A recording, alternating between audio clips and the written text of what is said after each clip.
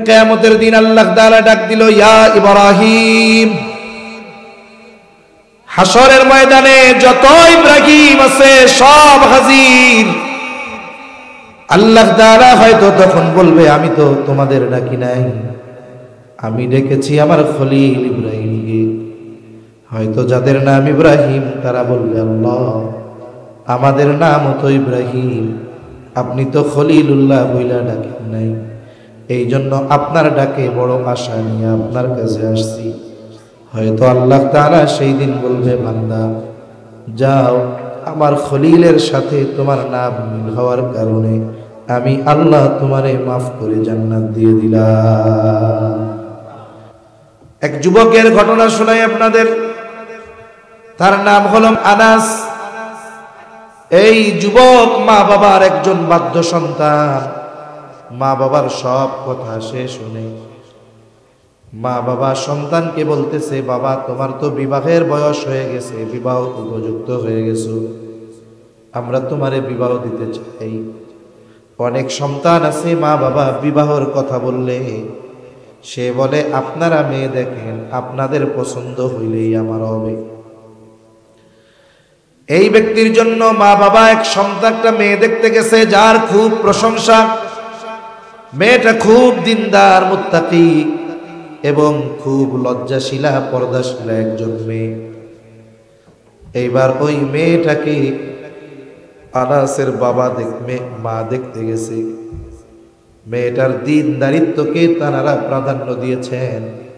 ছেলের কাছে এসে মেয়ের এই আমলের কথাগুলো বর্ণনা করেছেন, দিনদারিত্বের কথা বর্ণনা করেছেন। সাথে সাথে বলতেছে, বাবা আমি মা দেখেছি, কিন্তু যেহেতু বিবাহ তুমি করবা, তুমি একটু দেখে আসো। কিন্তু বাধ্য সন্তান বলতেছে, মা আপনি দেখছেন তাতেই হবে। দিনদারিত্বের কথা শুনে সেও খুব আগ্রহী হয়ে গেল। দুইজনের মধ্যে বিবাহের আগে আর কোনো দেখা হয় নাই। এইবার বিবাহ হয়ে গেল। সর্বপ্রথম তাদের মধ্যে দেখা হবে বাসর রাতে। এইবার আনাস ঘরের মধ্যে ঢুকছে তার নববধূকে দেখার জন্য। এইবার নববধূর ঘুমটাটা সরায়া দেখে এই নববধূর ব্যাপারে যত গুণাগুণ শুনেছে, যতই গুণ তার মধ্যে থাকুক না কেন, কিন্তু চেহারাটা দেখতে সুন্দর না, একেবারে অসুন্দর। চেহারা দেখা পছন্দ হয় নাই। স্ত্রীর সাথে কোনো কথা বলতেছে না, ঘরের এক কোনায় গিয়ে বসে আছে, মনটা খারাপ। ভাবছিল গুণবতী মেয়ে, চেহারাটাও মনে হয় সুন্দর হবে, কিন্তু মেয়ে গুণবতী কিন্তু চেহারা তো তার সুন্দর না। মেয়েটা তো বুদ্ধিমতী, বুঝতে পারছে আমার স্বামীর আমার দেখা পছন্দ হয় নাই। যেহেতু বিবাহ হয়েই গেছে, এইবার মেয়েটা গিয়া তার কাছে বলতেছে, আনাসের কাছে কোরআনের আয়াত তাকে শোনাচ্ছে। কারণ কোরআনে আল্লাহ তাআলা বলেন, আসা আন তাকরাহু শাইআন ওয়া হুয়া খায়রুল লাকুম ওয়া আসা আন তুহিব্বু শাইআন ওয়া হুয়া শাররুল লাকুম। এই মেয়েটা আনাসকে বলতেছে, অনেক বিষয় আছে যেটাকে আমরা পছন্দ করি, কিন্তু সেটা আমাদের জন্য কল্যাণকর নয়। আবার অনেক বিষয় আছে আমরা অপছন্দ করি, অথচ ওয়া হুয়া খায়রুল লাকুম, আল্লাহ তাআলা বলেন এটা তোমাদের জন্য কল্যাণকর। এই কথার দ্বারা মেয়েটা বুঝাচ্ছে, শোনেন আপনার হয়তো আমার চেহারা দেখে পছন্দ হয় নাই, কিন্তু হয়তো আল্লাহ তাআলা আপনার জন্য আমার মধ্যে কল্যাণ রেখে দিয়েছে। তো কোরআনুল কারীম দিয়ে সুন্দর রেফারেন্স দিছে। এইবার ওই রাত্রে স্বামী স্ত্রী দুইজন একসাথে থাকছে, দুজনের মধ্যে শারীরিক সম্পর্ক হয়েছে। কিন্তু পরের দিন সকালবেলায় দিনের আলোয় আবার বউর চেহারা দেখে আর ভালো লাগে না। দুঃখের ঠেলায় এলাকা সাইডে চলে গেছে, দূর আর আসবো না। এদিক দিয়ে আল্লাহ তাআলার কুদরত, ওই একদিনেই আল্লাহ তাআলা এই মেয়েটার গর্ভে একটা বাচ্চা দিয়ে দিয়েছে। সুবহানাল্লাহ। সময় পার হয়ে গেছে অনেক বছর। 18 বছর 17-18 বছরের উপরে পার হয়ে গেছে। এক সময় চিন্তা করে জীবনের আর আছে কি, যৌবনকাল তো ঘুরা ফিরাই কাটায় দিলাম, যা আবার বাড়িতে ফিরা যাইগা। এইবার সে তার মহল্লায় এলাকায় চলে আসছে। আবার 18-20 বছরের আগের যুবক, এখন আর চেহারা আগের মতো নাই। এলাকার অবস্থাও পরিবর্তন হয়ে গেছে। এলাকায় এসে সর্বপ্রথম মহল্লার মসজিদের মধ্যে গেল, নামাজ পড়ল। নামাজের পর ইমাম সাহেব অনেক উপস্থিত মানুষদেরকে নিয়ে হাদিসের দর্স দিতেছে। হাদিসের দর্স এত সুন্দরভাবে হাদিসের দর্স দিচ্ছে, উনিও ওই মজলিসের মধ্যে বসলেন। হাদিসের দর্স শেষে ইমাম সাহেব বাড়িতে চলে গেল। আর এই ব্যক্তি আনাস 18 বছর আগে 20 বছর আগে যে পালায়া চলে গেছিল বউর চেহারা দেখা, মনে মনে বলে, আহারে এইরকম একজন সন্তান, চেহারাও যেমন, ইলমও তেমন, বলার ভাবও তেমন। বলে এরকম একজন সন্তান যদি আমার থাকতো কত না ভালো হইতো। অনেক সময় অনেক সুসন্তান দেখে অনেক পিতা আল্লাহর কাছে বলে, আল্লাহ এইরকম একটা সন্তান যদি আমারে দিতেন কতই না ভালো হইতো। ও মনে মনে কইতেছে যে হ্যাঁ, এরকম একটা সন্তান যদি আল্লাহ আমারে দিত কতই না ভালো হইতো। এখন মসজিদ থেকে বাইর হয়ে তার বাড়িতে যাবে। লোকজনকে জিজ্ঞাসা করতেছে, ভাই এই হুজুরের বাড়ি কই, এর ঠিকানা কোথায়, বাপের নাম কি? বলে আর কইও না, এর বাপ বিয়া কইরা বউর চেহারা খারাপ ছিল, এই চেহারা দেখা এলাকা ছেড়ে পালাইছিল, তার কোনো খোঁজ খবর নাই। এই বাপ পোলাডার বাপ বাইসা থেকেও এতিম। তার মানে বুঝতে পারছে ছেলেটা কার? বলেন ছেলেটা কার? নিজের। পরিচয় জানার আগে আফসোস করছে, আরে আল্লাহ এরকম একটা সন্তান যদি আমার থাকতো। এইবার বাড়িতে গেছে, খুঁজে খুঁজে বাড়িতে গেছে, দরজা আটকানো, দরজায় নক দিছে। ওই যুবক ইমাম দরজা খোলার জন্য চলে আসছে। দরজা খুলে দেখে একজন অপরিচিত লোক, চিনে না তো। 18 বছর বাবার কথা শুনেছে কিন্তু চেহারা দেখে নাই। এইবার জিজ্ঞাসা করে, আপনি কি? অপরিচিত ব্যক্তি জবাব দেয়, তুমি আমারে চিনবা না, তোমার মা আমারে চিনবে। যুবক বলে, রাগ হয়ে যাচ্ছে আরো, যে আমার মা আপনারে চিনবে আর আমি আপনারে চিনবো না, কোনো কথা হইল নাকি? একটু রাগ হয়ে গেছে আর কি। এইবার ওই ব্যক্তি আনাস বলতেছে, তুমি তোমার মারে গিয়া বলো ওই ব্যক্তি ফিরে আসছে। কোন ব্যক্তি? বলে যাকে আপনি নসিহত করে বলেছিলেন, আসা আন তাকরাহু শাইআন ওয়া হুয়া খায়রুল লাকুম ওয়া আসা আন তুহিব্বু শাইআন ওয়া হুয়া শাররুল লাকুম। যারে এই নসিহত করেছিলেন সেই লোকটা আসছে। এইবার ওই ব্যক্তি ঘরে গিয়া মাকে বলে, মা ওই ব্যক্তি বাসার সামনে দরজায় দাঁড়ায় আছে, যাকে আপনি এই কথা বলে নসিহত করেছিলেন। মা বুঝতে পারছে কে আসছে। এইবার মা বলতেছে, যাও তাড়াতাড়ি ঘরে ঢুকাও, ওই ব্যক্তি অপরিচিত কেউ নয়, এই ব্যক্তি হলো তোমার বাবা। এখন এই যুবককে, যুবকের পরিচয় কি? এই পৃথিবীতে 4টি মাযহাব আছে প্রসিদ্ধ। কয়টি? এর মধ্যে একটা হলো মালিকি মাযহাব। এই মালিকি মাযহাবের ইমাম মালিক ইবনে আনাস রহমাতুল্লাহি আলাইহি ওই কালা মহিলার পেটে জন্ম নিয়েছে। এখন বলেন তো, অনেক সময় মেয়ে যদি দিনদার হয়, দেখতে কালো হয়, আল্লাহ তাআলা এইরকম সন্তান দিতে পারেন কি পারেন না?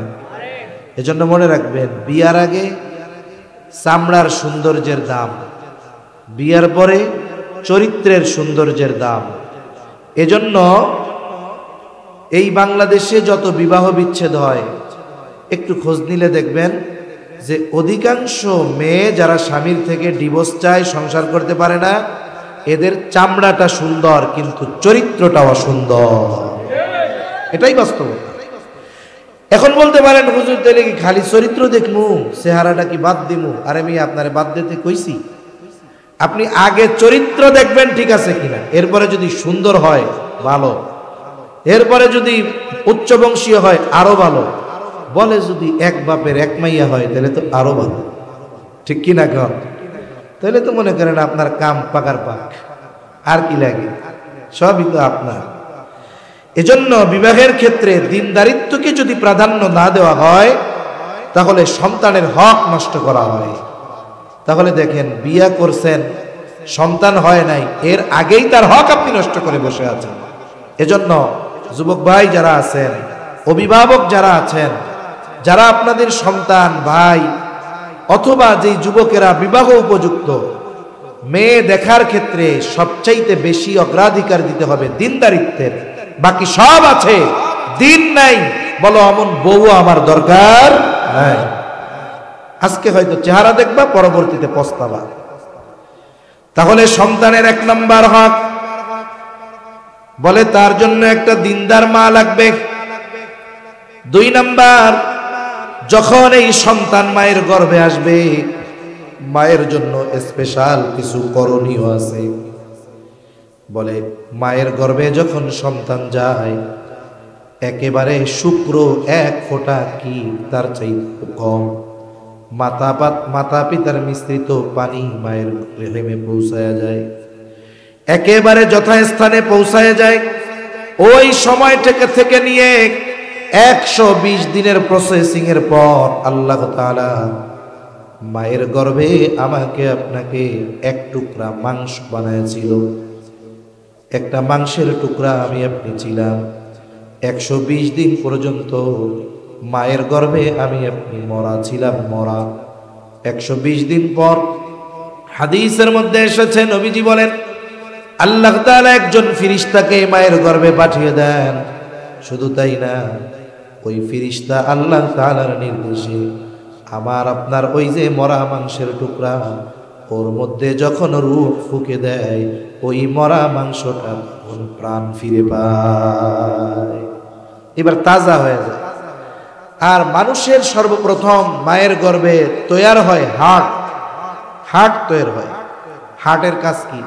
বলে গোটা দেহে রক্ত সঞ্চালন করা। আর একটা মানুষকে জীবিত কতক্ষণ পর্যন্ত সাব্যস্ত করা হয়?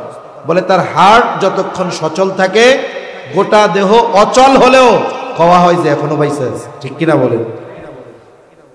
আমার আপনার হার্ট প্রথম মায়ের গর্ভে তৈরি হয়েছে। হাতও হয় নাই, পাও হয় নাই, চোখও হয় নাই, কানও হয় নাই, মাথাও হয় নাই। প্রথম কি হয় বলেন? হার্ট। আল্লাহ তাআলা যখন মায়ের গর্ভে আমি আর আপনি গেছি, মায়ের যে প্রতি মাসে একটা শারীরিক অসুস্থতা হইতো, আল্লাহ ওইটাকে ক্লোজ করে দিয়েছেন। আল্লাহ তাআলা ওইটার মাধ্যমে আমাকে আপনাকে মায়ের পেটের মধ্যে খাবারের ব্যবস্থা করেছেন, বড় বানাইছেন। এরপরে কি হলো? বলে বাচ্চার যখন হার্ট তৈরি হয়ে যায়, এই সময় থেকে নিয়ে মা যা চিন্তা করে, যা ভাবে, সব কিছুর প্রভাব বাচ্চার মধ্যে পড়ে। সুবহানাল্লাহ বলেন।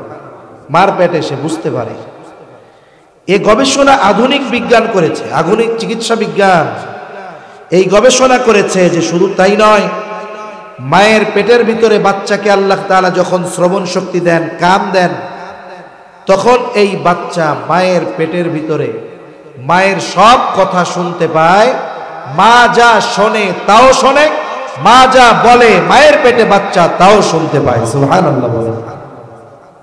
শুধু তাই না, কয়েকদিন আগে একটা হাই আল্ট্রাসোনোগ্রাফি করে বাচ্চা মায়ের পেটের মধ্যে তার এক্সপ্রেশন কেমন হয়, হাসি খুশি আনন্দ, তার চেহারার ভাব কেমন হয়, দেখা যায় যে যখন মা কোনো খাবার খায়, গর্ভবতী মহিলা যারা দেখবেন এরা খাবার খাইলে বমি হয়, কিছু খাবার আছে যেটা খাইলে সে আরাম বোধ করে। এগুলো নিয়ে পরীক্ষা করতে গিয়ে তারা দেখলো যে ওই খাবারটা খেলেই মায়ের বমি হয়, যেই খাবারটা খাবার পরে মায়ের পেটের ভিতরে বাচ্চার ভাল লাগে না, ও তখন মুখ তেরা বেঁকা করে, দুধ কি খাইছো মা, তখন ওইটা মায়ের কি হয়? বমি হয়। আর যখন এমন খাবার খায় যেটার প্রভাব বাচ্চার ভালো লাগে, বলে তখন সে ওই খাবারের কারণে একটা এক্সপ্রেশন তার মধ্যে অন্যরকম থাকে। এখন বলতে পারেন মার পেটে তো মুখ দিয়া খায় না, তাহলে ওইখানে আবার বুঝে কেমন?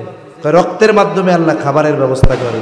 এজন্য দেখেন না, বাচ্চার ঠান্ডা লাগছে, ওষুধ বাচ্চাকে দেয় না, মাকে দেয়, বলে খবরদার আপনি কিন্তু ঠান্ডা মান্ডা লাগাবেন না, আপনি এই ওষুধ খাবেন, আপনি অসুস্থ হইলে আপনার বাচ্চা অসুস্থ হয়ে যাবে। কেন?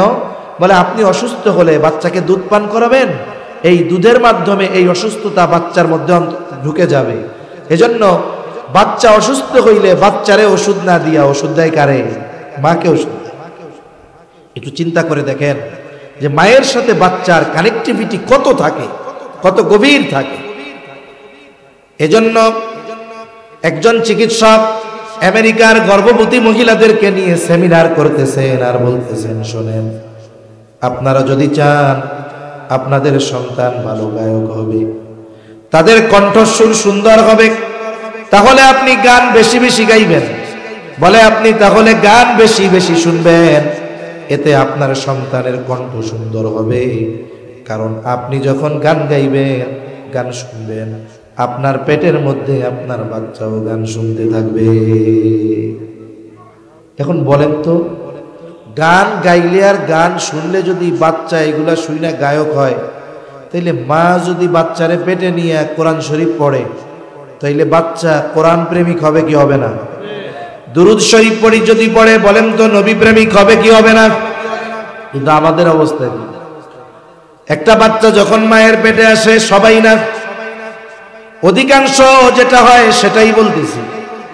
বলে বাচ্চা মায়ের পেটে আসার পরে স্বামীকে ফোন দিয়া বলে, স্বামী, আগের মতো তো আমি বাহিরে যাইতে পারবো না, বেড়াইতে পারবো না, বাবার বাড়ি যাইতে পারবো না, আমাকে 8-9 মাস ঘরের মধ্যে থাকতে হবে, ডাক্তার খুব সেভে থাকতে বলছে, এই 9 মাস সময় আমি কেমনে কাটাবো?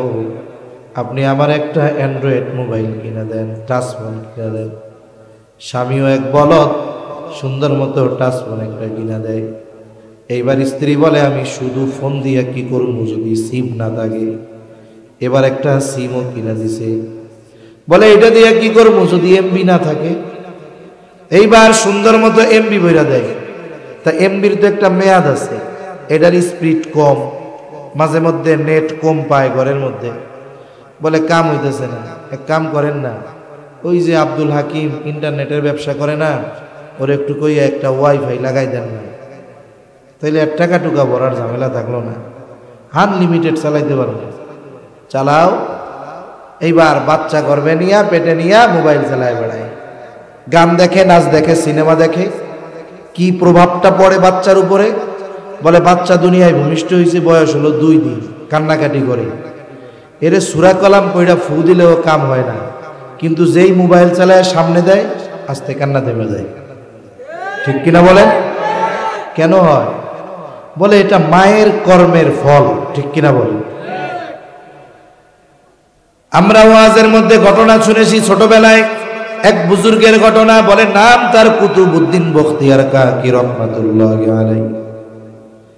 কুতুবউদ্দিন বখতিয়ার কাকি 6 বছর বয়স, মা নিয়ে গেছে মক্তবে আলিফ বা তাসা শেখানোর জন্য। ওস্তাদ ছোট বাচ্চা দুরূদ শরীফ পড়ায় বলতেছে, পড়ো আউযু বিল্লাহি মিনাশ শাইতানির রাজীম, বিসমিল্লাহির রহমানির রহিম।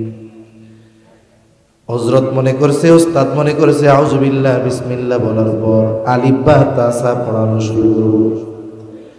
কিন্তু 5-6 বছরের বালক কুতুবউদ্দিন বখতিয়ার কাকি আউযু বিল্লাহ বিসমিল্লাহ পড়ার পর থামে নাই, শুরু করে দিয়েছে সূরা ফাতিহা, শেষ করে ফেলছে। সূরা বাকারা শেষ, সূরা আলে ইমরান শেষ, সূরা নিসা শেষ, সূরা মায়েদা শেষ। পড়তে পড়তে একাধারে 18 পারা শেষ করে ঘরে থেমেছে। একটানা 18 পারা পড়ছে। ওই সময় নাকি কইতো এটা কিভাবে সম্ভব, কিন্তু আধুনিক বিষয়গুলো আসার পরে বোঝা যায় এটা তো অসম্ভব না। এখন ওস্তাদ মারে জিজ্ঞাসা করে, আপনি পড়াইতেছেন আলিফ বা এতে 18 পারা পড়ে বইয়া রয়েছে, আপনি কি কোরআনের হাফেজা? বলে না, আমি পরিপূর্ণ হিফজ করতে পারি নাই, 18 পারা হিফজ করেছি, এরপরে বিবাহ হয়ে গেছে। এইবার ওস্তাদজি বলে, আপনি কি আপনার সন্তানকে এইগুলা শিখাইছেন নাকি? বলে, না, আমি তাকে শিখাই নাই, তবে তারে শুনাইছি। আমি তারে কি করছি? শুনাইছি। বলে, আমার এই সন্তান যখন আমার পেটে আসছে, আমি কত শত হাজার বার এই 18 পারা তারে পেটে নিয়ে তিলাওয়াত করেছি, তার হিসাব নাই। আমার সন্তান দুনিয়ায় ভূমিষ্ঠ হবার পর আমার যখন পবিত্রতা অর্জন হয়েছে, এরপর থেকে নিয়ে 6 বছর পর্যন্ত আমি একে কত হাজার বার 18 পারা তিলাওয়াত করে শোনায়াছি, এর কোনো হিসাব আমার নাই। দেখেন, বাচ্চার সামনে পড়লে বাচ্চার মুখস্থ হয়। আমি শকর আদায় করার জন্য বলতেছি, গল্প দেওয়ার জন্য না, বা ফখর করার জন্য না।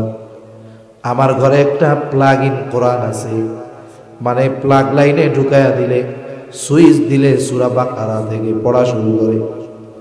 আমার ছোট একটা বাচ্চা আছে, বয়স হলো 5.5 বছর, হয় নাই, 5 বছর 2 মাস।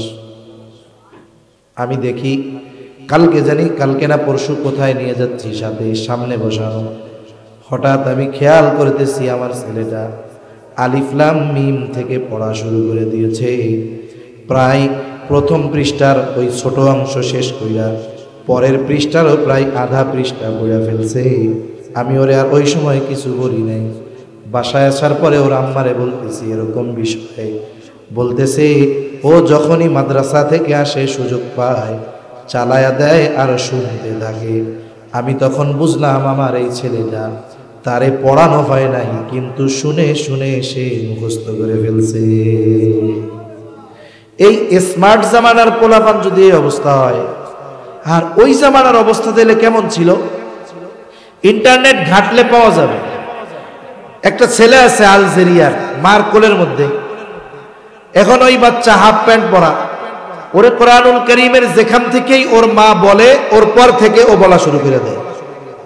ইন্টারনেটে এটা সার্চ দিলে পাওয়া যাবে। 3.5, 4, 5 বছরের বেশি বয়স হবে না। তাহলে এই বাচ্চা যদি কোরআনুল কারীমের হাফেজ হয়ে যেতে পারে, তাহলে কুতুবউদ্দিন বখতিয়ার কাকি মায়ের তিলাওয়াত শুনে শুনে 18 পারার হাফেজ হতে পারে কি পারে না? এই জন্য মায়ের দায়িত্ব হলো সন্তান যখন তার পেটে আসবে জীবন পরিবর্তন করে ফেলা। কোরআনের যতটুকু মুখস্থ আছে ততটুকু তিলাওয়াত করা, ইস্তেগফার দুরূদ এগুলো বেশি বেশি পাঠ করা। বলে কি হবে? বলে যা পড়বে তার পরিপূর্ণ প্রভাব সন্তানের উপরে পড়বে। এরপরে সন্তান মনে করেন দুনিয়ায় ভূমিষ্ঠ হইল, দুনিয়া আসার পর তার হক আছে। 1 নাম্বার হক কি? ছেলে হোক মেয়ে হোক, দুনিয়ায় আসার পর তার ডান কানে আজান, বাম কানে ইকামত দিতে হবে। আলহামদুলিল্লাহ। ছেলে হোক মেয়ে হোক, ডান কানে আজান, বাম কানে কি? ইকামত। কিন্তু আমাদের দেশে অনেক মানুষ জানে না, বাচ্চা কাচ্চা হয় এক জায়গায়, আজান দেওয়া আর এক জায়গায়। মনে করেন ছেলে একটা হইছে বাংলাদেশের রাত 3টার সময়, ছেলের বাপ আছে সৌদি আরব, বাচ্চাটা হইছে নানির বাড়ি। ছেলে হইলে তো সবাই খুশি হয়, ছেলে হইলে দাদার চাইতে দাদি আরো বেশি খুশি হয়। এতে বেডি হইলে কি হইব? কিন্তু যদি পোলার একখান পোলা হয়, খুশি হাতে আরো বেশি হয়, ঠিক কিনা কর? এখন নানিও খুশি যে আবার নানা ভাই একটা হইছে। রাত 3টার সময় ফোন দিছে একবারে সৌদি আরব জামাইয়ের কাছে, হ্যাঁ শুনছনি কি হয়েছে? তোমার একটা পোলা দিছে আল্লাহ। খুশির ঠেলায় মাথা মুথা ঠিক নাই। ওই যে হুজুররা কইছে যে পোলাপান হইলে আজান দিতে হয়, এতটুক মনে আছে, কিন্তু আজান যে কই কিভাবে দিতে হবে এটা আর মনে নাই। এখন আজান দেয় কে? কয় মুয়াজ্জিন। তাইলে তো মুয়াজ্জিন সাহেবরে বলার দরকার। এখন রাত 3টার সময় ফোন দিছে মুয়াজ্জিন সাহেবরে, হ্যালো আসসালামু আলাইকুম। এখন রাত 3টার সময় মুয়াজ্জিনকে কেউ দাওয়াত খাওয়াইতে ফোন দেয় না, মানুষ মরলে ফোন দেয়। এখন মুয়াজ্জিন ফোন রিসিভ করে, ভাই মরছে কে? মরছে কে? কয় বেটা কেউ মরে নাই, আমার একটা পোলা হয়েছে, তুই একটা আজান দিয়ে দে। এখন কম তো এই মুয়াজ্জিন যদি রাত 3টার সময় আজান দেয় মাইকে, মনে করেন এদেশের মানুষ নামাজ নিজে পড়ুক আর না পড়ুক, একদিন যদি মুয়াজ্জিন টাইম ছাড়া বে টাইমে আজান দেয়, দেখবেন এলাকার সব লোক মসজিদে এসে হাজির। কামড়া করছো কি তুমি? পাগল হয়ে যাবো, তাই না? এলাকা মাথায় তুলে ফেলবো, হে মিয়া কি মুয়াজ্জিন রাখছি বেতন টেতন দিয়া, টাইম হয় না এখনো আজান দিয়া দিছো। কিন্তু এমনি আজান টাইম মতো দিলে মসজিদে আসে না। মানুষ জানে না যে বাচ্চা হয় এক জায়গায়, আজান দেওয়ায় আর এক জায়গায়। বিষয়টা হলো বাচ্চা ছেলে হোক মেয়ে হোক, ডান কানে আজান বাম কানে ইকামত। যদি ওইখানে কোনো পুরুষ উপস্থিত না থাকে, নারীরা ওই সন্তানের কানে আজান আর ইকামত দিয়ে দিবে। কেন আজান ইকামত দিবে? এর কয়েকটা হিকমত আছে। এক নাম্বার, এই বাচ্চাটা দুনিয়ায় ভূমিষ্ঠ হওয়ার আগে মায়ের পেটে একটা জগৎ আলমে বতন এই জায়গায় ছিল, এখন আসছে আলমে দুনিয়ায়।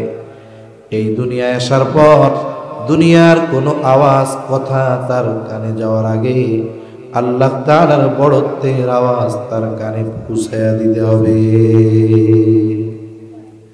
আর একটা হিকমত হলো জীবনের জন্য শিক্ষা। মনে করেন আজান হলো মাগরিবের, 5 মিনিট পরে জামাত। জামাতে দাঁড়ানোর আগে, নামাজ শুরু করার আগে ইকামত দেওয়া হয়। কি দেওয়া হয় বলেন তো? ইকামত শেষ হওয়ার কয় ঘন্টা পরে ইমাম সাহেব নামাজ শুরু করে? কয় ঘন্টা? 1 সেকেন্ডও না, সাথে সাথে শেষ হওয়ার সাথে সাথে ইমাম তাকবীরে তাহরিমা বলে দেয়, আল্লাহু আকবার। শিক্ষণীয় বিষয় হলো, দেখেন জানাজার নামাজে আজানও নাই ইকামতও নাই। বলে নাই কেন? বলে যখন তুমি দুনিয়ায় আসছো তোমার ডান কানে আজান বাম কানে ইকামত দেওয়া হয়ে গেছে। বলে তোমার এখন শুধু জানাজার নামাজটা বাকি। বলে ইকামতের পরে তাকবীরে তাহরিমা বলতে ইমামের যতটুকু সময় লাগে তুমি তোমার জীবনটাকে এতটুকু সময় মনে কইরো। তার মানে ইকামতের সাথে সাথে যেমন নামাজ শুরু হয়ে যায়, তুমিও মনে কইরো ইকামত হয়ে গেছে, যে কোনো সময় তোমার নামাজে জানাজা হতে পারে। এই চিন্তা কইরা দুনিয়ায় চইল। তাহলে মূল কথা হলো যে তার ডান কানে আজান দিতে হবে, বাম কানে ইকামত। এরপরে বাচ্চার জন্য সপ্তম দিন কয়েকটি বিষয় করণীয় আছে। 1 নাম্বার, তার মাথার চুলগুলো মুন্ডায়া দিতে হবে। এই চুলের ওজন পরিমাণ স্বর্ণ অথবা রৌপ্য অথবা উভয়ের যে কোনো একটার সম পরিমাণ মূল্য সাদাকা করে দিতে হবে, দান করে দিতে হবে। এরপর বলে তার আকিকা দিতে হবে। আকিকা, ছেলে যদি হয় 2টা ছাগল দিয়া, মেয়ে যদি হয় 1টা দিয়া। সপ্তম দিন অথবা 14তম দিন অথবা 21তম দিন। বলে সপ্তম দিন পারে নাই 14তম দিনে দিবে, 14তম দিনে পারে নাই 21তম দিনে দিবে। বলে ছেলে হইছে 2টা ছাগল দেওয়ার সামর্থ্য নাই, যথা সময়ে 1টা ছাগল দিয়ে হলেও দিয়ে দিবে। কিন্তু আমাদের দেশের মানুষের বদ অভ্যাস, সামর্থ্য থাকার পরেও ইচ্ছা করে দেরি করে। আছে না এরকম?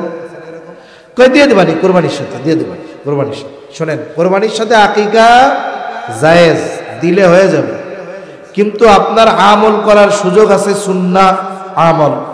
আপনি সুন্নাহ বাদ দিয়ে জায়েজের দিকে যাবেন কেন?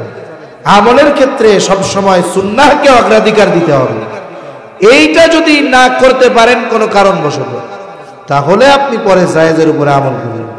কিন্তু কতজনের বিষয় কেমন হয় জানেন? একজন ফোন দেয়, হুজুর কি হয়েছে? হুজুর কুরবানির সাথে কি আকিকা হবে? আমি বললাম হবে। কার আকিকা দিবেন এখন? বলতেছে হুজুর আমার নাতিরটা দিব। আচ্ছা দিয়া দেন। এখন আবার একটু পরে জিজ্ঞাসা করে, হুজুর আর একটা কথা জিজ্ঞাসা করি, হুজুর আমার আকিকা দিলে হবে? আপনি নাতির আকিকা দিবেন, সাথে আপনারটাও দিবেন, কারণটা কি? কয় হুজুর আমার আব্বা আম্মা আমার আকিকা দেয় নাই, এখন আমার নাতিরটা যখন দিতে যাবো আমার মা কয় রে তোরটাও তো আমি দিছিলাম না, তোরটাও দিয়ে দিস। আছে না এরকম? কতজন আছে যে নাতিরটার সাথে তার নিজেরটাও দেওয়া লাগে আকিকা। এগুলো ঠিক না, যথাসময়ে দিয়ে দেওয়া দরকার। কারণ এই আকিকার সাথে ওই বাচ্চার কল্যাণ অকল্যাণ ঝুলন্ত থাকে, এজন্য দিয়ে দেওয়া দরকার। এরপরে সপ্তম দিন আকিকার সাথে সাথে তার একটা সুন্দর নাম নির্বাচিত করবে। বলে নামটা এমন নাম হবে যেই নামে ডাক দিলে তার ধর্মীয় পরিচয় পাওয়া যায়। আফসোসের বিষয় হলো আমাদের দেশে ভালো নামটা চুরির ভয়ে লুকায় রাখে, আর ডাক নামটা এমন রাখে অনেক সময় বোঝা যায় না নামটা মুসলমান না অমুসলিমের। রাখে না এরকম? মনে করেন শফিকুর রহমান টনি, হাবিবুর রহমান জনি, এরকম আছে না নাম অনেক। এখন এই রনি টনি জনি মনি খনি এসব নাম, এগুলা কি মুসলমানের নাম? সব ধর্মের মানুষের নাম পাওয়া যাবে এইসব। তার মানে এই নামে ডাকলে ধর্মীয় পরিচয় প্রকাশ পায়। এজন্য সুন্দর নাম রাখতে হবে। এদেশের নামের কি অভাব আছে? ভালো নামের অভাব আছে। হাদিসের মধ্যে আসছে, নবীজি বলেন আল্লাহ তাআলার কাছে সবচাইতে পছন্দের নাম হলো আবদুল্লাহ আর আব্দুর রহমান। এলাকায় আব্দুল্লাহ বেশি, আব্দুর রহমান বেশি। আল্লাহ তাআলার গুণবাচক নামগুলোর সাথে আবদুন শব্দ যোগ করে নাম রেখে দেন। আবদুর রহিম, আবদুস সামাদ, আবদুল হামিদ, আবদুল হালিম, আবদুর রাজ্জাক। সুন্দর নাম না এগুলো? এই আবদুন যোগ করে গুণবাচক নামের সাথে নাম রেখে দেন। আবার ডাকার সময়ও সুন্দর করে ডাকবো, আব্দুল মালিক, আব্দুল খালেক। কিন্তু আমাদের অভ্যাস কি? বাপে নাম রাখছে আব্দুল হালিম বা আব্দুল খালেক, আব্দুস সামাদ, কয়দিন পর আব্দুল বাদ দিয়ে ওরে ডাকে খালেক, মালিক, রাজ্জাক। এও ডাকতেছে, যাক এক বিষয় গেল। কিন্তু কয়দিন পরের থেকে আর একটু শুরু করে, ও রাজ্জাক কে, ও খালেক কে, ও মালিক কে, ও সামাদ দে। আছে না নাই? কন্যা কেন? এ কি কোনো কাম হইল? ওর বাপ কি সামাদ্দা নাম রাখছে না? আব্দুস সামাদ, কত সুন্দর। আব্দুল মালিক, বাংলাদেশের জগৎ বিখ্যাত আলেম। শুধু বাংলাদেশের না, এই পৃথিবীর অন্যতম একজন আলেম। আমাদের বাইতুল মুকাররম জাতীয় মসজিদের খতিব আব্দুল মালিক, কত সুন্দর নাম। এই যে নাম ব্যঙ্গ করে ডাকা, এটা জাহেলিয়াতের সময়ের কাজ। নবীজি এটা মানা করছেন যে তোমরা কারো নাম ব্যঙ্গ করে ডাকবা। শুনেন, ভালো নাম রাখার মধ্যেও ফজিলত আছে। বুজুর্গানে দিন বলেন, কিয়ামতের দিন আল্লাহ তাআলা চাইলে ভালো নামের ওসিলায় মাফ করে দিতে পারে। পারে কি পারে না? মনে করেন কিয়ামতের দিন আল্লাহ তাআলা ডাক দিল, ইয়া ইব্রাহিম। হাসরের ময়দানে যত ইব্রাহিম আছে সব হাজির। আল্লাহ তাআলা হয়তো তখন বলবে, আমি তো তোমাদের ডাকি নাই, আমি ডেকেছি আমার খলিল ইব্রাহিমকে। হয়তো যাদের নাম ইব্রাহিম তারা বলবে, আল্লাহ আমাদের নাম তো ইব্রাহিম, আপনি তো খলিলুল্লাহ বইলা ডাকেন নাই, এই জন্য আপনার ডাকে বড় আশা নিয়ে আপনার কাছে আসছি। হয়তো আল্লাহ তাআলা সেই দিন বলবে, বান্দা যাও, আমার খলিলের সাথে তোমার নাম মিল হওয়ার কারণে আমি আল্লাহ তোমারে মাফ করে জান্নাত দিয়ে দিলাম। আল্লাহ মাফ করতে পারে কি পারে না? আরে কিয়ামতের দিন আল্লাহ মাফ করার জন্য বাহানা খুঁজবে। বান্দারে কেমনে মাফ করা যায়? আল্লাহ তাআলা বাহানা খুঁজে খুঁজে বান্দাকে মাফ করবে। এজন্য সুন্দর একটা নাম, এটা সন্তানের অন্যতম হক। সুন্দর নাম রাখবো সন্তানের।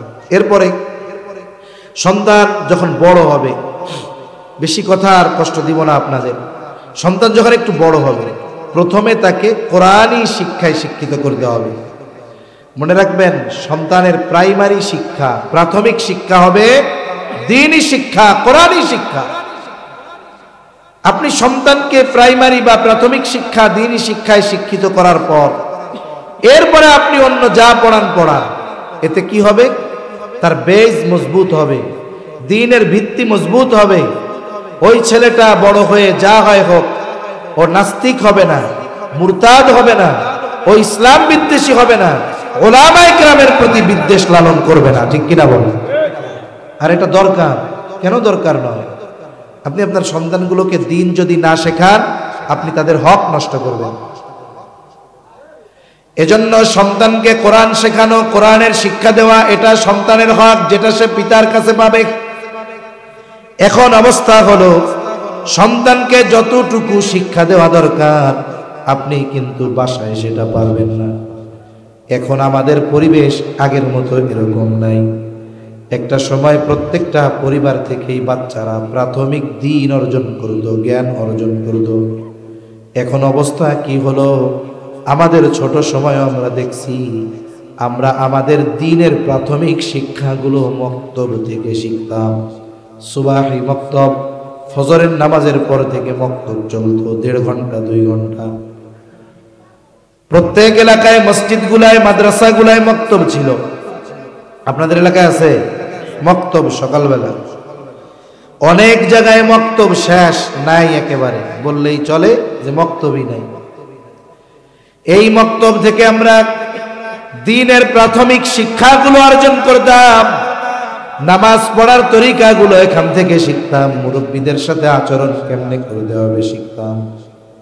ফজরের পর থেকে নিয়ে 2 ঘন্টা মক্তব, এরপরে 10টার সময় 1, 2 যারা তারা স্কুলে যাইত, আর 3, 4, 5 যারা তারা 12টা থেকে 4টা পর্যন্ত পড়ত।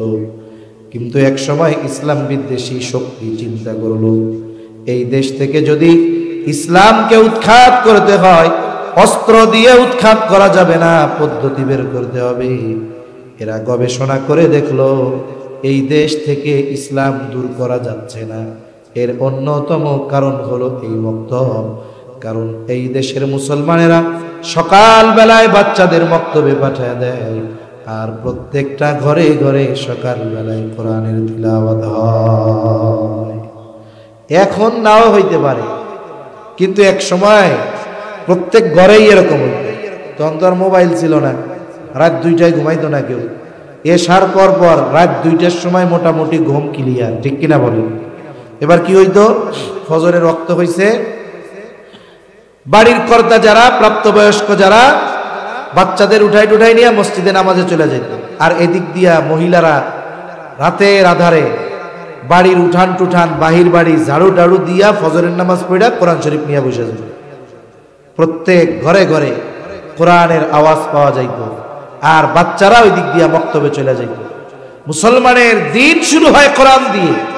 এমন পলিসি বাইর করো যেখানে তাদেরকে কোরআন থেকে দূরে সরানো যাবে। এনজিও গুলো সিস্টেম বাইর করলো, কি বলে কেজি স্কুল, কিন্ডারগার্টেন এখন মোড়ে মোড়ে আছে। কিন্তু এই দেশে কিন্ডারগার্টেন প্রথম শুরু হয়েছে খ্রিস্টান মিশনারিদের মাধ্যমে। প্রথম অবস্থায় শুধুমাত্র তাদের নিয়ন্ত্রণে এইগুলো পরিচালিত হইত। তারা সিস্টেম করলো যে তাদের রুটিন হবে যে সকাল 6টা থেকে 10টা পর্যন্ত লেখাপড়া চলবে। এখন 6টায় যদি বাচ্চারে কিন্ডারগার্টেনে দেয়, মক্তবে দেওয়ার টাইম আছে নাকি? কত গুড পলিসি চিন্তা করেন, কত গভীর চিন্তা। তারা কি পলিসিটা করছে যে আমরা যদি তাদেরকে প্রলোভন দেখাতে পারি যে তোমার বাচ্চা হলো 6 বছরে যায় স্কুলে, আর আমাদের কেজি স্কুলে দিবা, এখানে 4 বছর থেকেই লেখাপড়া শেখা শুরু করবে, আর ক্লাস 1-এ যখন ভর্তি করবা 6 বছরে, ও তো তখন ইংরেজি পটপট পটপট করে বলবে।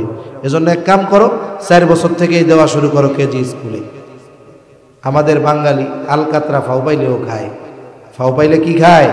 আলকাতরা খায়, আসলের দিকে খেয়াল করে না।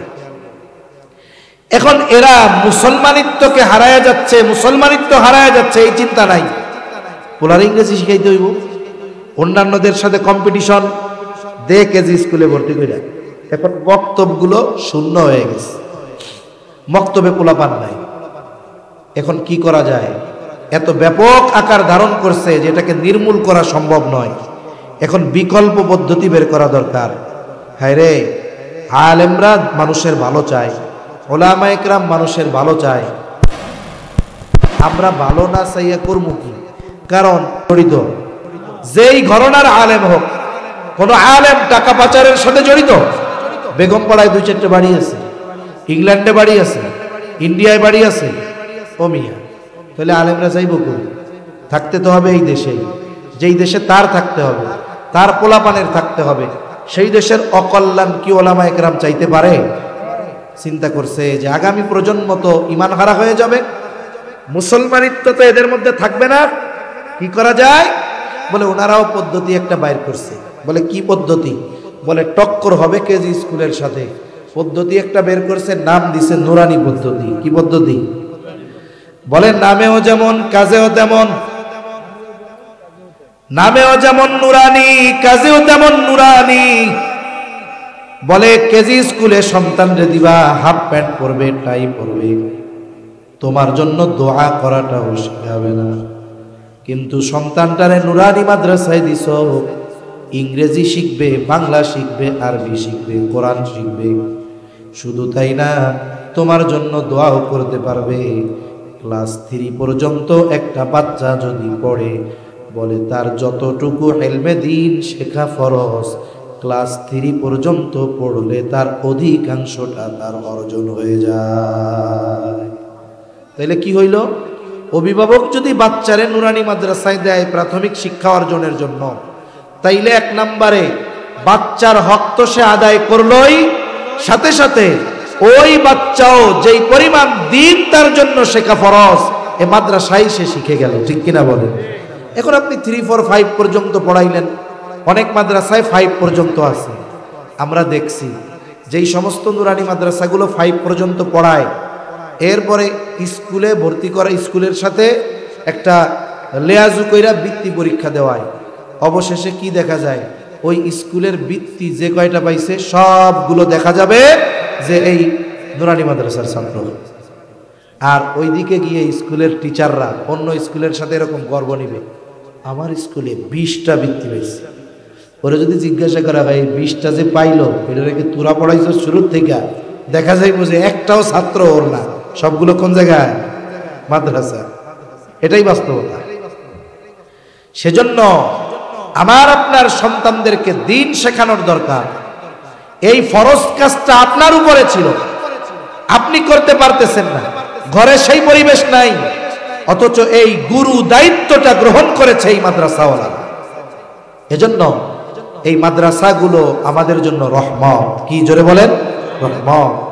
তাহলে সন্তানকে যদি দিন না শেখান, এই সন্তান যদি আপনি নেককার বুজুর্গ পরহেজগার দিন শেখান নাই সন্তানকে, কিয়ামতের দিন আপনি জান্নাতে যাওয়ার সিরিয়াল ধরছেন, ওই সন্তান যদি আল্লাহ না করুক দিন না শেখানোর কারণে জাহান্নামী হয়, ও যায় বাধা দিয়া বলবে, আল্লাহ এর জান্নাতে দেওয়ার আগে ওরে আগে সাইজ করেন, কারণ ওর কারণে আমার অবস্থা আজকে খারাপ। ঠিক কিনা কর? এজন্য সন্তানের প্রাথমিক শিক্ষা হবে দিনী শিক্ষা। এরপরে আপনি ডাক্তার বানান, ইঞ্জিনিয়ার বানান। আরে আমাদেরও তো ডাক্তার ইঞ্জিনিয়ার দরকার আছে না নাই? আরে মিয়া, যেই আকারে টেস্টের দাম এখন, যদি আমাকে হুজুরকে বেতন 10, 15, 20 হাজার টাকা, কোনো মধ্যে যদি যায় একটু ডাক্তার দেখাইতে, দেখা যাবে যে টেস্ট দিছে ওনার 1.5 মাসের বেতন শেষ। ঠিক কিনা বলেন? এখন মনে করেন এই মাদ্রাসার একটা ছাত্র 5 পর্যন্ত পড়ে বড় ডাক্তার হয়েছে। এখন এই মাদ্রাসার ওস্তাদ গেছে তার কাছে যে আমি তো অসুস্থ, আমার একটু চিকিৎসা করে দাও, দেখো তো কি হয়েছে। বলেন তো, যত যাই হোক ওই ডাক্তার, তার ওস্তাদ যদি যায়, তার এলাকার গরিব মানুষ যদি যায়, ও কি ডাকাতি করবে নাকি? ডাক্তারের আর এক নাম কিন্তু ডাকাত। কিছু ডাক্তার আছে আপনার কিছুই হয় নাই, আপনি যাবেন সুন্দর মতো 10,000 টাকার টেস্ট লেখা দিবে, কিছুই বলবে না।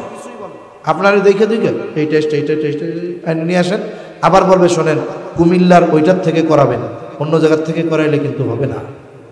আছে না নাই? এগুলো ডাক্তার না ডাকাত? আমাদের তো দিনদার কিছু ডাক্তার দরকার। যেই ডাক্তার এই মাদ্রাসায় পড়ে ডাক্তার হইছে, পরে ও আসবে মাসে 1 দিন, সপ্তাহে 1 দিন এই মাদ্রাসায় ক্যাম্প করবে, এখানে মানুষকে ফ্রি ট্রিটমেন্ট দিবে, প্রাথমিক যে ওষুধগুলো লাগে আল্লাহ তারে তৌফিক দিছে, সপ্তাহ বইরা কামাইয়া কিছু টাকা এই জায়গায় ব্যয় করবে। এরকম দিনদার ডাক্তার দরকার আছে না নাই? আমাদের ইঞ্জিনিয়ার দরকার, বলে দিনদার ইঞ্জিনিয়ার দরকার, যে রডের বদলে বাঁশ দিবে না। ঠিক কিনা বলেন?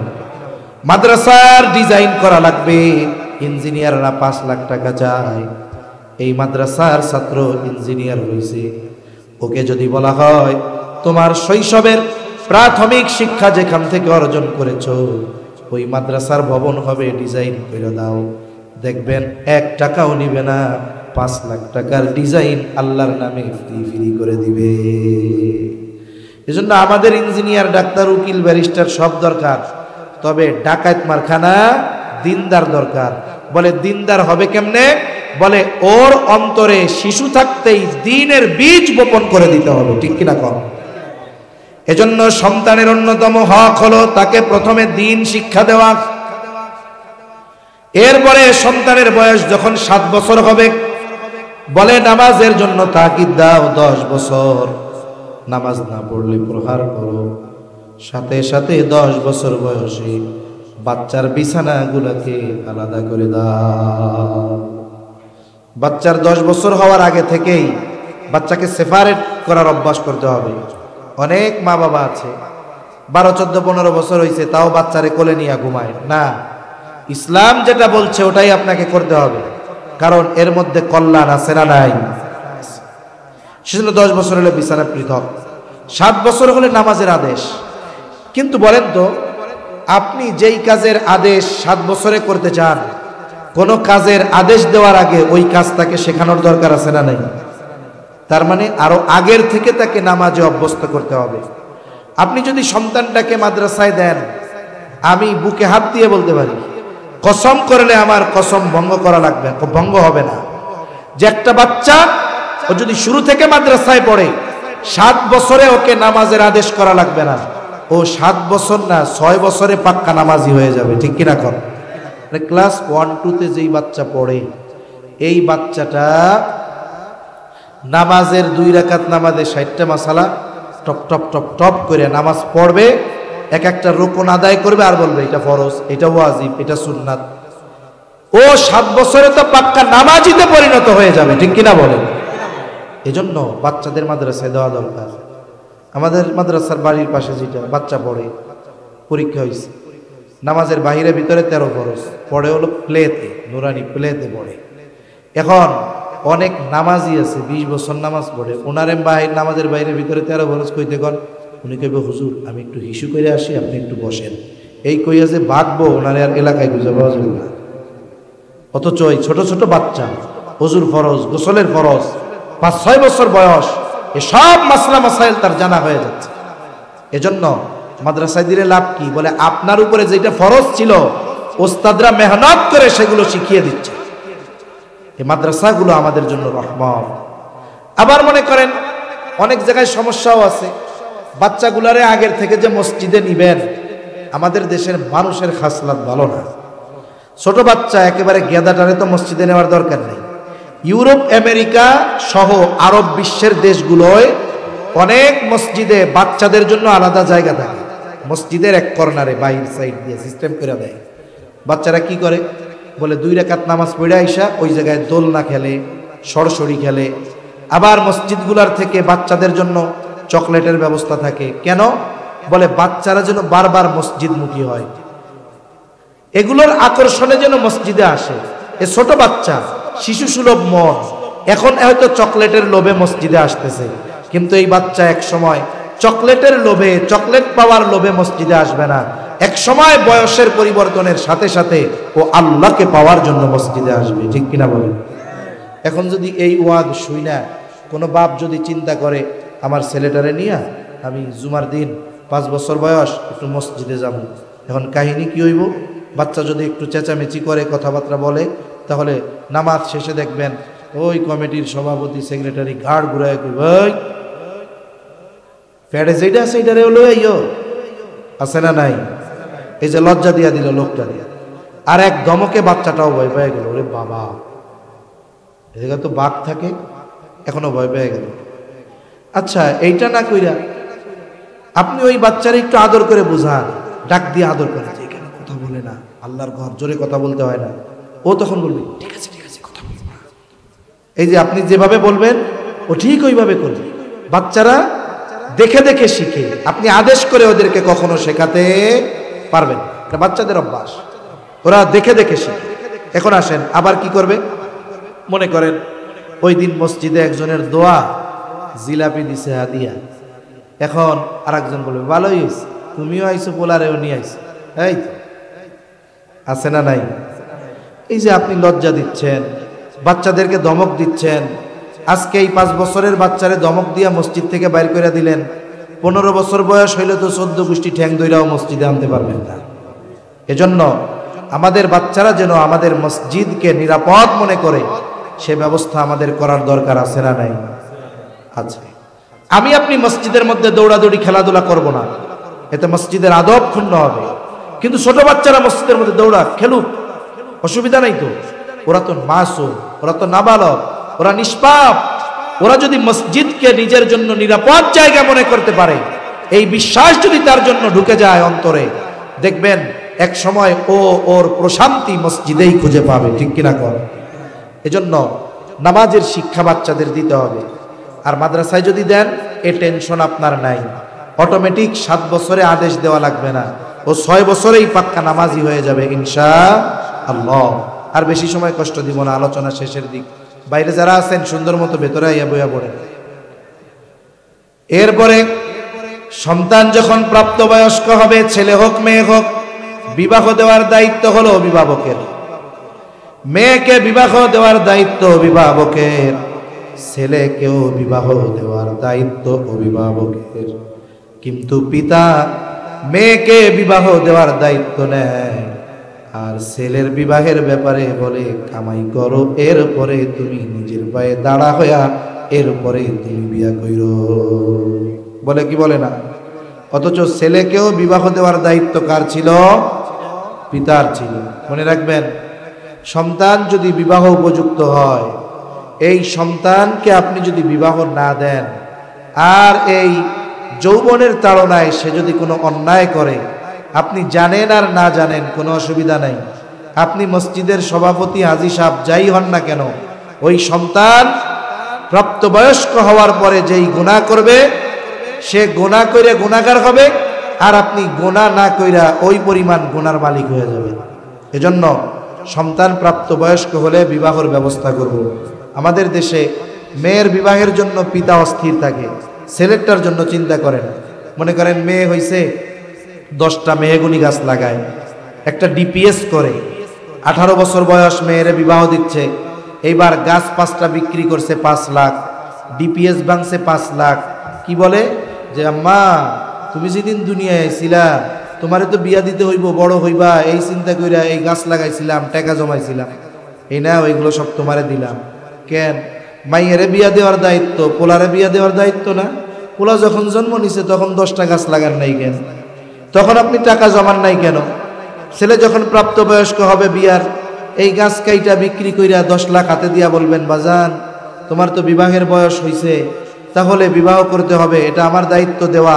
এই যে 10 লাখ দিলাম, 2 লাখ খরচ করে বিবাহ করো, 8 লাখ খরচ করে ব্যবসা বাণিজ্য করে বউরে খাওয়াও। এটা বলার দরকার ছিল কি ছিল না? তার মানে এই জায়গায়ও আমাদের ছেলেদেরকে তার বাবারা ঠকায়। ঠিক কিনা কর? বিবাহ উপযুক্ত সন্তানরে তো বিবাহ দেয় না, বরং কি করবে, বিয়া করতে চাইলে কয় আগে কামাই কর। এখনো কামাই করা ধরছে, কয় আব্বা এবার দিয়া দেন। কয় না, তোমারে 22 বছর খাওয়াইছি, কমপক্ষে 5 বছর খাওয়াও, এরপরে বিয়া করবে। এখন বলেন, আপনি তাকে বিলম্ব করালেন, আর আল্লাহ না করুক সে যদি কোনো পাপে জড়িয়ে যায়, এই গুনাহ আপনার আমলনামায়ও যোগ হয়ে যাবে। তা আমি মোটা দাগে কয়েকটা হকের কথা বললাম। যেই পিতা, যেই অভিভাবক সন্তানের এই হকগুলো আদায় করবে, বলেন তো আপনার কি মনে হয়, এই পিতার কি বুড়াকালে হুজুরের কাছে এসে বলা লাগবে হুজুর মা বাপের হকের ওয়াজ করেন? বলা লাগবে? বৃদ্ধাশ্রমে যাওয়া লাগবে? এটা হলো আপনার আমার ইনভেস্ট, যেটা আমি জীবনের প্রারম্ভে করলাম। আমি যদি আমার সন্তানের জীবনের প্রারম্ভে এই ইনভেস্টগুলো করে রাখি, এটা গাছ লাগানোর মতো গাছ লাগিয়ে রাখলাম, ইনশাআল্লাহ আমি যখন বার্ধক্যে পৌঁছাবো, ওই সন্তান আমাকে আপনাকে বোঝা মনে করবে না, বরং আমাকে আপনাকে বেঁচে থাকাটাকে ও নেয়ামত মনে করবে। ও আল্লাহর কাছে বলবে, আল্লাহ আমার আব্বা আম্মা অসুস্থ, তাতে কি, আল্লাহ আপনি তাদেরকে দীর্ঘ হায়াত দেন, তাদের হক আদায় করার তৌফিক আপনি আমাকে দেন। তাহলে এই সন্তান মা বাবাকে বোঝা মনে করে বৃদ্ধাশ্রমে ফালায়া আসবে না। আর যদি চিন্তা করেন যে আমার ছেলেগুলাকে আমি দিন না শেখায়া ছোটবেলা থেকেই তাকে ব্যারিস্টার, ইঞ্জিনিয়ার, উকিল, ডাক্তার বানাবো, হবে কি? বলে ঢাকায় 5 তলা বাড়ি বানাবে, আর আপনার গ্রামে গাছতলায়ও থাকার জায়গা থাকবে না। এখন সিদ্ধান্ত আপনার, আপনি কি চান আপনার জন্য, এটা আপনার হাতেই, আপনার ভাগ্য। আপনি আপনার সিদ্ধান্ত নেবেন যে আপনি কি চান। যে এই সন্তানগুলোকে সম্পদে পরিণত করবেন, নাকি এই সন্তানের বার্ধক্যকালে এই সন্তানের কাছে বোঝা হবেন, এটার সিদ্ধান্ত আপনাদেরটা আপনার হাতে। এজন্য আমি অনুরোধ করব যে আপনাদের বাচ্চাদের কমপক্ষে প্রাইমারি শিক্ষাটা এই মাদ্রাসাগুলোতে দিবেন, ইনশাআল্লাহ দিবেন তো? ঠকবেন দিলে বলেন, ঠকবেন? ঠকবেন না। এবছর কি প্রদর্শনী দেখাইছেন? প্রদর্শনী দেখাইছেন এবার? নুরানি ছাত্রগুলা কিভাবে শিখে, ওরা শুধু শিখে তা না, ওরা ওদের শিক্ষাকে প্র্যাকটিক্যাল ভাবেও আপনাদের সামনে উপস্থাপন করতে পারে। এবছর হয়তো হয় নাই, আগে আপনারা দেখছেন। এজন্য বলেন তো, এই ধরনের মাদ্রাসাগুলো আমাদের জন্য রহমত কিনা? জোরে বলেন, রহমত কিনা? শুনেন, এই রহমত, এই নিয়ামতের কদর করা দরকার।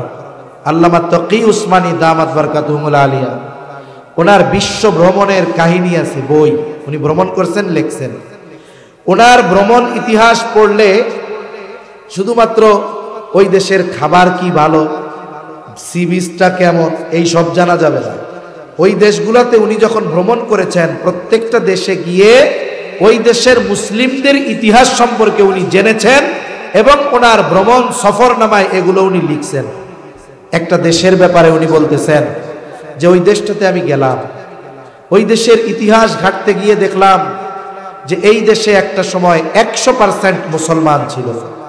এদেশে সব কিছু চলতো, মাদ্রাসা ছিল, দিন ছিল, ওয়াজ মাহফিল ছিল, খানকা ছিল, সব ছিল।